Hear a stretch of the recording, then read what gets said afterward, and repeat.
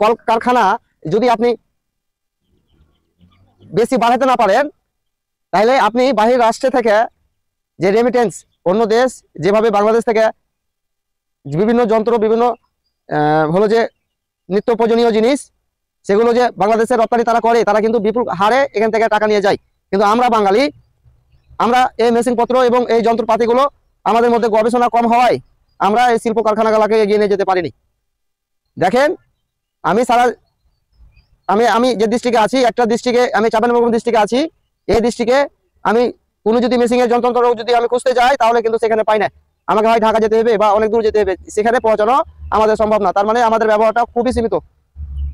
আমি সবাইকে বলবো, যারা 35 বছর যারা বয়স, তাদেরকে আমি বেশি করে বলবো যে আপনার যে বাচ্চা কাচ্চা যে হলো যে আপনার আছে, আপনি হলো যে আমার সমান জুটি আপনার বাচ্চা কাচ্চাকে হলো যে মানে যে মেকানিক্যাল হলো যে যন্ত্র, যেগুলো গাড়ি তৈরি বা যেগুলো হলো যে এই যেরকম যে কোনো জিনিসের হলো যে এই একটা কারিগরি একটা কাজ হলো যে আপনি শিখাবেন আপনার বাচ্চা কাচ্চাকে। যদি আপনি প্রত্যেকেই যদি এটা আমরা শপথ গ্রহণ করি যে আমরা আমার বাচ্চাকে কারিগরি কাজ শিখাবো, তাহলে পরে অটোমেটিকই ভাবে কিন্তু আমাদের এলাকাতে ছড়িয়ে পড়বে যে কে কি কারিগরি করে কে কি আবিষ্কার করলো। প্রত্যেক মহল্লায় যদি এরকম চলতে থাকে, আসলে আপনি প্রকৃতিতেই আপনি খুঁজে পেয়ে যাবেন। আমরা হলো যে বিভিন্ন হলো যে যন্ত্র হলো বিভিন্ন ধরনের হলো যে জিনিসপাতি তৈরি করব, এ তৈরি করে পৃথিবীর বিভিন্ন দেশে আমরা হলো যেটা রপ্তানি করব। আমরা পারবো, এটা আমরা জানি, আমরা পারবো। দেখেন, আমরা তরকারিতে হলদি, পেঁয়াজ, আদা, ধনিয়া, মরিচ, লবণ আপনি অনেক কিছু মিশিয়ে খাই, কাজে আমরা এটা পারবো।